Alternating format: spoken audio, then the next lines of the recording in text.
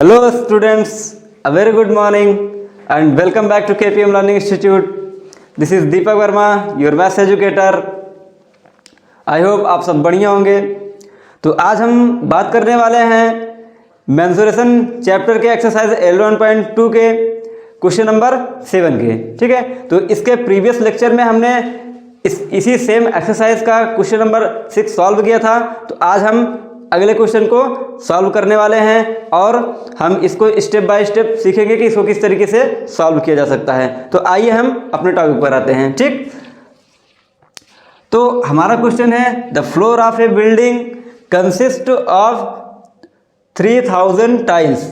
ठीक, एक बिल्डिंग है और उसकी फ्लोर यानी फर्श में 3000 टाइल्स लगे हुए हैं। ठीक, फिर कह रहा है कि विच आर रोम्बस शेप्ड, और ये किस शेप में है? रोम्बस के शेप में है। And each of its diagonals are 45 centimetre and 30 centimetre, और इस रोम्बस का यानी कि जो टाइल है उसका जो डायगोनल है वो दिया गया है, और पहला डायगोनल है 45 सेंटीमीटर और दूसरा डायगोनल कितना है? 30 centimetre. Find the total cast of the polishing floor. अब उस फ्लोर को हमें जिसमें 3000 टाइल्स लगी हुई हैं उसको हमें पॉलिश करवाना है। तो कह रहा है कि उसको पॉलिश करवाने में कितने का खर्च आने वाला है। उसके बाद if the cost per metre square is 4 rupees, यानी कि अगर हम 1 मीटर स्क्वायर के एरिया को पॉलिश करवाते हैं तो कितने का खर्च आता है? 4 रुपये का। तो कह रहा है कि उस पूरे 3000 टाइल्स वाले फर्श को पॉलिश कराने में कितना खर्च आने वाला है। तो आइए हम इस क्वेश्चन को स्टेप बाय स्टेप सीखते हैं कि किस तरीके से सॉल्व हो सकता है। ठीक, सबसे पहले हम उन पॉइंट्स को नोट डाउन कर लेते हैं जो पॉइंट्स, जो चीज़ें इस क्वेश्चन में गिवन है। ठीक, गिवन वैल्यूज को हम लिख लेते हैं। गिवन, अब क्या क्या गिवन है? सबसे पहले इसका डायगोनल गिवन है। तो first diagonal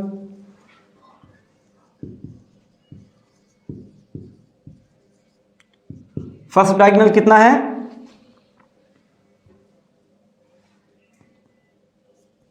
first diagonal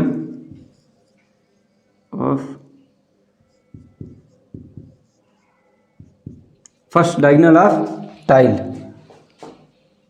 45 centimetre and second diagonal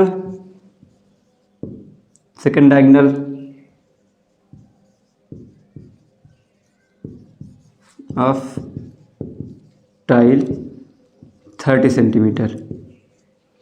ठीक, फर्स्ट डायगोनल दिया है 45 और सेकेंड डायगोनल 30 सेंटीमीटर। ठीक, उसके बाद अब हम इसका एरिया निकालते हैं। अब उसके बाद ये टाइल जो है किस शेप में है? रोम्बस के शेप में है। तो हमें किसका एरिया निकालना पड़ेगा? रोम्बस का एरिया निकालना पड़ेगा, तभी हम पूरे फर्श का एरिया निकाल पाएंगे। अब देखो, अगर हमको पूरे टाइल का मतलब जो पॉलिश करवाना है उसका खर्च बताना है तो सबसे पहले हमें पता होना चाहिए कि वो फर्श कितने एरिया में फैली हुई है। तो उसको निकालने के लिए, क्योंकि टाइल जो फर्श बनी हुई है वो टाइल से मिलकर बनी है, तो हमें एक टाइल के पहले एरिया पता होना चाहिए। उसके बाद हम पूरे टाइल का एरिया निकाल सकते हैं जितनी लंबी पूरी फर्श है। तो आइए पहले सबसे पहले हम एक टाइल के एरिया निकालते हैं, और टाइल किसमें है? रोम्बस के शेप में है, तो हमें रोम्बस के एरिया निकालना पड़ेगा। ठीक, तो आइए हम सबसे पहले एरिया ऑफ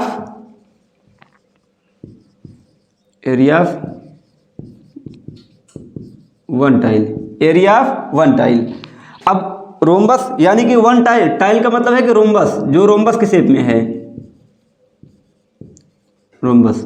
ठीक, तो हमने बताया था कि रोम्बस के एरिया का फार्मूला होता क्या है? हाफ d1 इंटू d2, जहाँ पर d1 डायगोनल फर्स्ट है और d2 डायगोनल सेकंड है। हमें दोनों डायगोनल पता है तो हम आसानी से इसका एरिया निकाल सकते हैं। तो यहाँ वैल्यू रख के इनको कैलकुलेट कर लेते हैं। हाफ d1 की वैल्यू कितना है? 45 सेंटीमीटर, 45 सेंटीमीटर, और d2 की वैल्यू कितना है? 30 सेंटीमीटर। तो अब इसको आप कैलकुलेट कर लीजिए। ये आपका 2 से 30 कैंसिल आउट हो जाएगा, तो कितना आ जाएगा? 15 आ जाएगा। अब यहाँ 15 का मल्टीप्लाई 45 में कर देंगे, तो 45 का मल्टीप्लाई 15 में होगा तो कितना आएगा?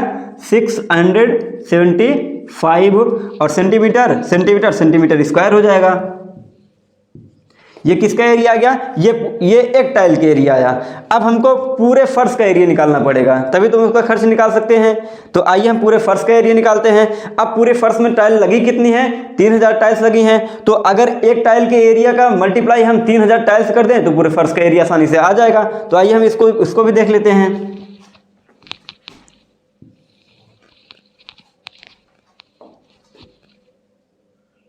एरिया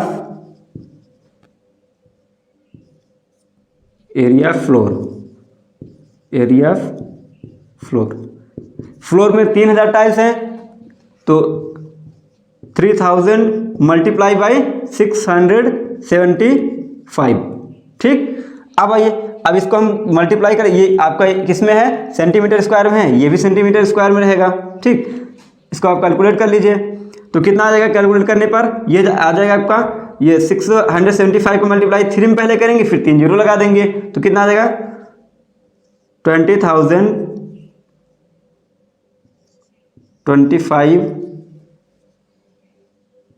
25,000।